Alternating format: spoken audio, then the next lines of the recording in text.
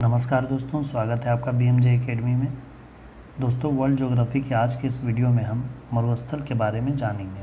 मरुस्थल निर्माण के उत्तरदायी कारकों तथा उष्ण मरुस्थल और शीत मरुस्थल के साथ साथ विश्व के प्रमुख मरुस्थलों की जानकारी और मैप के माध्यम से उनकी स्थिति को आज के इस वीडियो में हम देखेंगे। दोस्तों, इन सब टॉपिक से वनडे एग्ज़ाम्स में बार बार प्रश्न पूछे जाते रहते हैं, इसलिए दोस्तों वीडियो को पूरा देखिएगा। तो आइए दोस्तों, आज के इस वीडियो में हम मरुस्थल से संबंधित सभी महत्वपूर्ण जानकारी जो कि विभिन्न परीक्षाओं के लिए आवश्यक है उन्हें देखते हैं। विश्व के मरुस्थल। शुष्क प्रदेश। मरुस्थल किसे कहते हैं? मरुस्थल पृथ्वी के स्थल भाग के शुष्क व अर्ध शुष्क क्षेत्र को कहा जाता है। शुष्क दो तरह से हो सकते हैं, एक तो उष्ण और एक शीत। मरुस्थल रेतीले भी होते हैं, मरुस्थल पथरीले भी होते हैं और मरुस्थल बर्फीले भी होते हैं। जहाँ सिर्फ बर्फ़ ही बर्फ़ है वो भी मरुस्थल ही है। मरुस्थल मुख्यतः उपोष्ण उच्च वायुदाब क्षेत्र में पाए जाते हैं, जहाँ प्रति चक्रवातीय दशाएं और तापीय प्रतिलोमन की स्थिति बनती है। प्रति चक्रवातीय दशाएं वहाँ उत्पन्न होती हैं जहाँ उच्च वायुदाब क्षेत्र होता है। उच्च वायुदाब के क्षेत्र में हवाएं ऊपर से नीचे की ओर आती हैं। ऐसा क्षेत्र जहां औसत वार्षिक वर्षा 25 सेंटीमीटर से कम होती है उसे मरुस्थल की श्रेणी में रखा जाता है। मरुस्थलीय क्षेत्रों में वर्षा की मात्रा वाष्पीकरण की दर से अत्यंत कम होती है। मरुस्थल के निर्माण के लिए कुछ विशेष परिस्थितियां होती है, जैसे हवाओं का अवरोहण। हवाओं का अवरोहण का अर्थ हुआ कि हवाएं ठंडी होकर नीचे उतरती हैं। प्रति चक्रवातीय दशाएं, ठंडी जलधाराओं का प्रभाव, आर्द्रता युक्त व्यापारिक पवनों का अभाव इत्यादि प्रमुख उत्तरदायी कारण मरुस्थल के निर्माण के लिए माने जाते हैं। विषुवत रेखा पर सूर्य की किरणें पूरे वर्ष सीधी पड़ती हैं।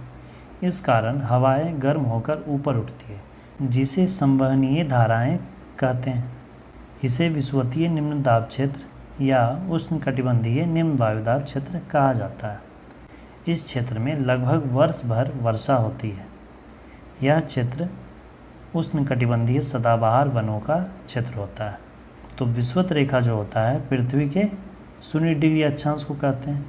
तो यहाँ वर्ष भर वर्षा होती है, इसलिए इस क्षेत्र में मरुस्थल होने की कोई संभावना नहीं होती।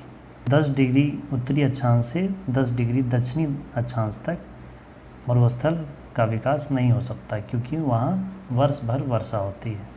उष्णकटिबंधीय मरुस्थल।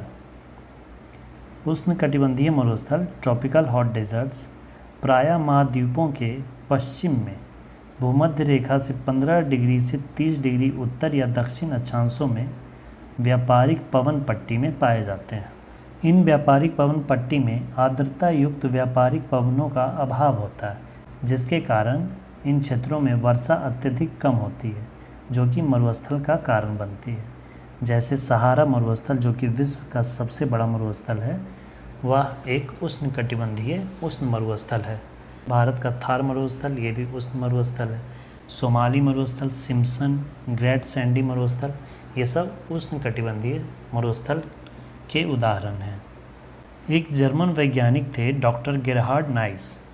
इनके अनुसार मानव जाति जितनी ऊर्जा एक वर्ष में उपभोग करती है, सूर्य से हमें जो ऊर्जा प्राप्त हो रही है, तो पूरी मानव जाति एक वर्ष में जितनी ऊर्जा उपभोग करती है, उससे अधिक ऊर्जा विश्व के उष्ण मरुस्थल मात्र 6 घंटे में ही प्राप्त कर लेते हैं। विश्व के जितने भी उष्ण मरुस्थल है, शीत मरुस्थल नहीं, जितने भी उष्ण मरुस्थल है, वह मात्र 6 घंटे में ही उतनी ऊर्जा प्राप्त कर लेते हैं जितनी मानव जाति पूरे एक वर्ष में उपभोग करती है।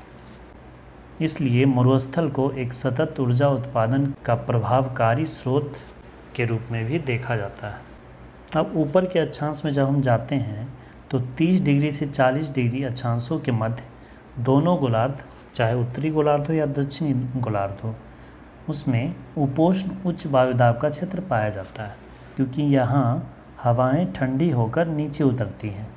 जब हवाएं ठंडी होकर नीचे उतरती हैं तो इसमें आर्द्रता का अभाव होता है, इसमें नमी होती नहीं है, इसलिए यहाँ वर्षा नहीं हो पाती और यह शुष्क क्षेत्र बन जाता है। दुनिया के अधिकांश शीतोष्ण मरुस्थल उपोष्ण उच्च वायुदाब क्षेत्र में ही स्थित है, जैसे गोबी मरुस्थल जो कि चीन और मंगोलिया में स्थित है, भारत का लद्दाख मरुस्थल, काराकोरम ग्रेट बेसिन और दक्षिण अमेरिका का पैटागोनिया मरुस्थल। ये सब शीतोष्ण मरुस्थल के उदाहरण हैं। मरुस्थल बनने का एक और प्रमुख कारण होता है महासागरीय जलधाराएं। महाद्वीपों के पश्चिमी तट पर हमेशा ठंडी जलधारा बहती है, जबकि पूर्वी तट पर हमेशा गर्म जलधारा का प्रवाह होता है।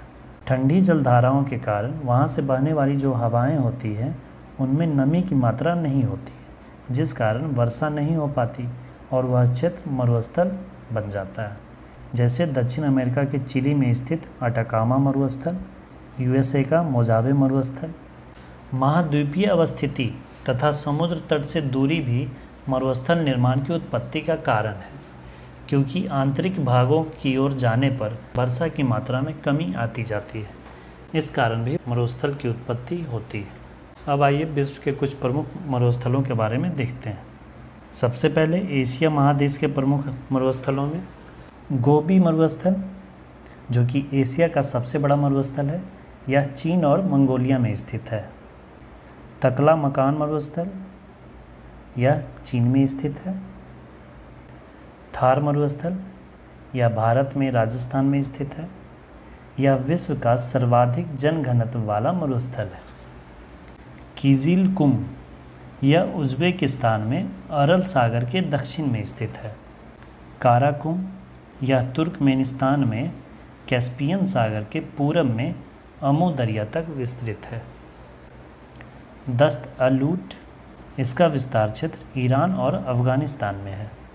दस्त-अ-काबिर, यह इसका विस्तार भी ईरान में कैस्पियन सागर के दक्षिण में है। सीरियाई मरुस्थल, यह सीरिया में है।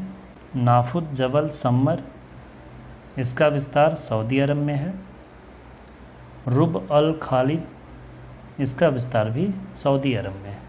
यूरोप महादेश में एक भी मरुस्थल नहीं है। कौन सा ऐसा महादेश है जिसमें एक भी मरुस्थल नहीं है? तो वो है यूरोप महादेश। अफ्रीका महादेश के प्रमुख मरुस्थल। अफ्रीका महादेश का प्रमुख मरुस्थल है सहारा मरुस्थल, जो कि विश्व का सबसे बड़ा मरुस्थल है। इसका विस्तार अल्जीरिया, चाड, मिस्र, लीबिया, माली, मोरक्को, नाइजर, सूडान और ट्यूनीसिया, जो कि अफ्रीकन कंट्री है, इन सब में सहारा मरुस्थल का विस्तार है। लीबिया मरुस्थल, यह सहारा मरुस्थल का ही एक भाग है। नूबियन मरुस्थल, यह सूडान में स्थित है और यह भी सहारा मरुस्थल का ही भाग है। कालाहारी मरुस्थल, इसका विस्तार नामीबिया और बोत्सवाना में है। नामीब मरुस्थल, यह नामीबिया के पश्चिमी तट पर स्थित है। ओगादेन मरुस्थल या सोमालिया मरुस्थल, यह हॉर्न ऑफ अफ्रीका में स्थित है। सोमालिया, इथियोपिया और जिबूती देशों को सम्मिलित रूप से हॉर्न ऑफ अफ्रीका कंट्री कहा जाता है। उत्तर अमेरिका के मरुस्थलों में, उत्तर अमेरिका के मरुस्थल में ग्रेट बेसिन मरुस्थल, यह शीतोष्ण मरुस्थल है। मोजावे मरुस्थल, यह कैलिफोर्निया और मैक्सिको में इसका विस्तार है। और सोनोरा मरुस्थल, इसका विस्तार मैक्सिको के उत्तर में यूएसए के एरिज़ोना प्रांत में है। दक्षिण अमेरिका के प्रमुख मरुस्थल। अटाकामा मरुस्थल, यह चिली में स्थित है। यह विश्व का सबसे शुष्क मरुस्थल है।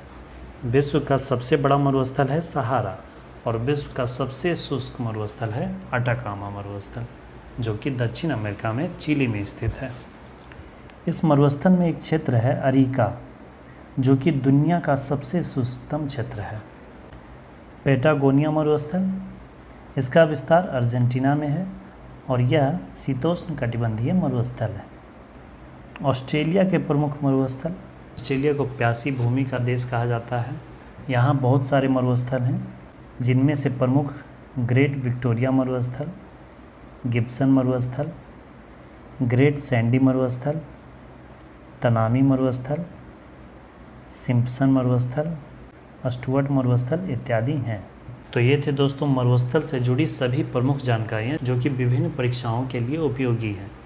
दोस्तों अगर वीडियो हेल्पफुल लगी तो अपने स्टडी ग्रुप्स में भी शेयर करें और वीडियो को अंत तक देखने के लिए धन्यवाद दोस्तों। जय हिंद।